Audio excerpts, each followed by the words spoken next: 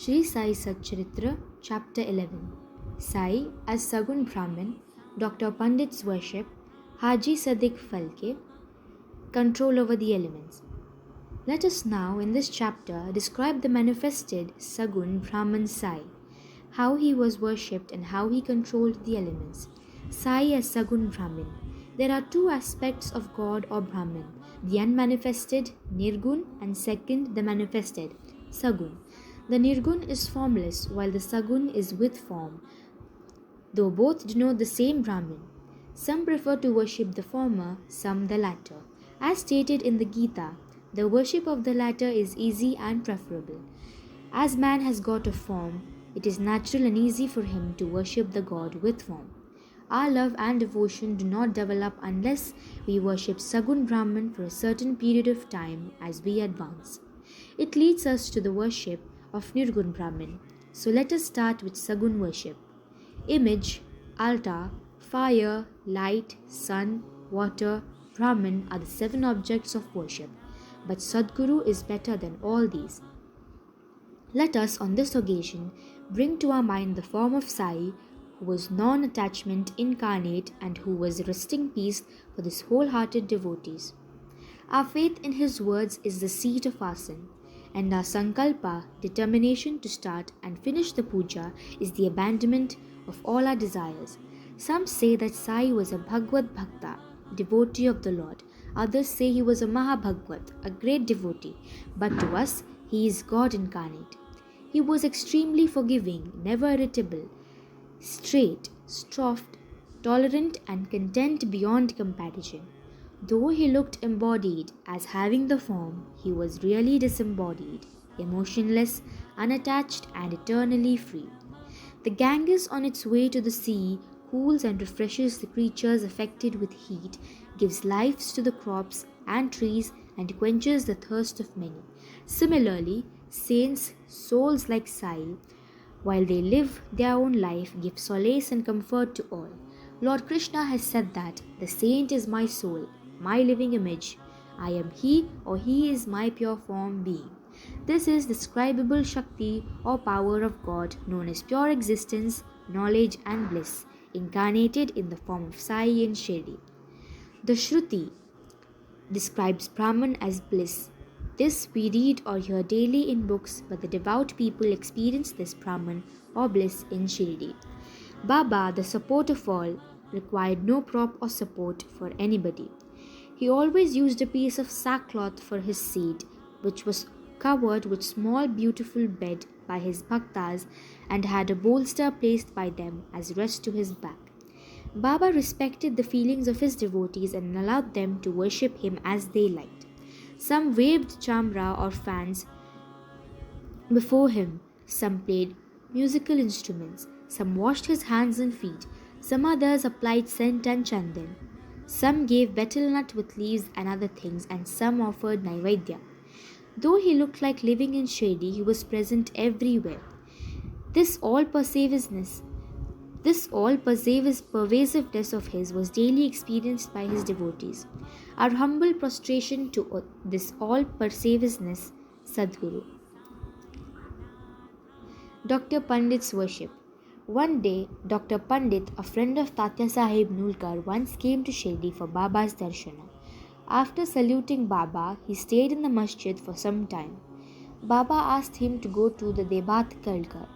He went to Debat, by whom he was well received. Then Debat left his house for puja and Dr. Pandit accompanied him. Dada Bhat worshipped Baba. Nobody until then dared to apply sandal paste to Baba's forehead. Only Malspati used to apply it to his throat.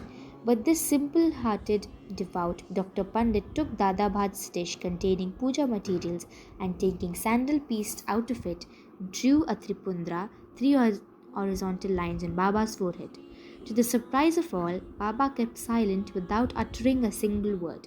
Then Dada Bhat that evening asked Baba, "How is it that though you object to the sandal paste applied by others to your forehead, but you allowed Dr. Pandit to do so?" Baba replied that Dr. Pandit believed him to be same as his guru, Raghunath Maharaj of Dopeshwar, known as Kaka Puranik, and he applied the paste to his forehead as he was doing to his guru. Hence he could not object. On inquiry, Dr. Pandit told Dada Bhatt that he took Baba as his Guru Kala Puranik, and hence he marked the Tripundra on Baba's forehead as he did on Guru's head. Though Baba allowed the devotees to worship him as they pleased, still sometimes he acted in strange way. Sometimes he threw away the puja dish and was wrath incarnate. Then who could approach him? Sometimes he scolded the devotees. At times he looked softer than wax, a statue of peace and forgiveness. Though he seemed to shake with anger and his eyes red rolled round and round, still he was eternally a stream of affection and motherly love. Immediately he called out his devotees and said that he ever angry with his devotees, that if mothers kicked their children and if the sea turned back the rivers, he would neglect the devotees' welfare. That he, the slave of the devotees, always stood by them and responded to them whenever they called upon him, that he always longed for their love. Haji Sidik Falke. There was no knowing when Baba would accept a devotee. That depended on his sweet will. Sidik Falke's story is to the point. When one Mohammedan gentleman by name Sidik Falke of Kalyan, after making a pilgrimage to Mecca and Medina, came to Shirdi. He lived in a chowri facing north and sat in the open courtyard of the masjid. For 9 months, Baba ignored him and did not allow him to step into the masjid. Falke felt much disconsolate and did not know what to do. Somebody advised him not to be disappointed, but to try approach Baba through Shama, Madhavrao Deshpande, a close and intimate devotee of Baba. He told him as they approached the god Shiva through his servant and devotee Nandi, so Baba should be approached through Shama. Falke liked the idea and implored Shama to intercede for him. Shama agreed and on a convenient occasion spoke to Baba about him thus: Baba, why don't you allow the old Haji to step into your masjid, while so many persons freely come and go after taking your darshan? Why not bless him once? Baba replied, Shama, you are too young to understand things. If the Fakir Allah does not allow, what can I do? Without his grace, who will climb into the masjid? Well, go to him and ask him whether he will come to the narrow footpath near the Barvi well. Shama went and returned with an affirmative answer. Again Baba said to Shama, ask him whether he is willing to pay me the sum of rupees 40,000 in 4 installments. Shama went and returned with the answer that he was willing to pay even 40 lakhs. Again Baba said to Shama, we are going to butcher a goat in masjid, so ask him whether he would like to have mutton, haunch or testicles of the goat. Shama returned with an answer that the Haji would be happy to receive a small crumb from Baba's kolamba mud pot. Hearing this, Baba got excited and with his hands threw away the earthen jars and kolamba and straightway advanced to the Haji and lifting his kafni up with his hands said, why do you brag and fancy yourself great and pose yourself as an old Haji? Do you read Quran like this? You are proud of your pilgrimage to Mecca, but you do not know me. Being thus scolded, the Haji was confounded. Baba then went back to the masjid, purchased a few baskets of mangoes and sent them to the Haji. Then Baba again went to the Haji and taking out rupees 55 from his pockets, gave them in the Haji's hand. Thenceforth, Baba loved the Haji, invited him for meals, and then the Haji thereafter came to the masjid whenever he liked. Baba gave him at times some rupees, and thus the Haji was enlisted in Baba's darbar. Baba's control over the elements. We shall close this chapter after describing 2 incidents showing Baba's control over the elements. First, once at evening time there was a terrible storm at Shirdi. The sky was overcast with thick black clouds. The winds began to flow forcibly. The clouds roared and the lightning began to flash, and the rains began to descend in torrents. In a short time the whole place was flooded with water. All the creatures, birds, beasts and men got terribly frightened, and they all flocked to the masjid for shelter. There are many local deities in Shirdi, but none of them came for help.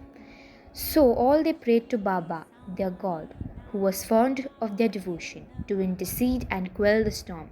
Baba was much moved. He came out and, standing at the edge of the masjid, addressed the storm in a loud and thunderous voice. Stop! Stop your fury and the calm.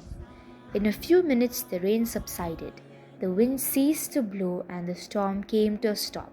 Then the moon rose in the sky and the people went back home well pleased.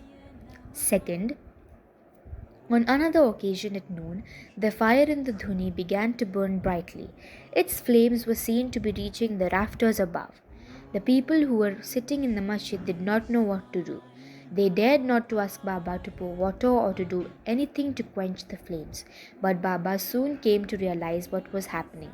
He took up his sakta, short stick, and dashed it against a pillar in front, saying, "Get down, be calm."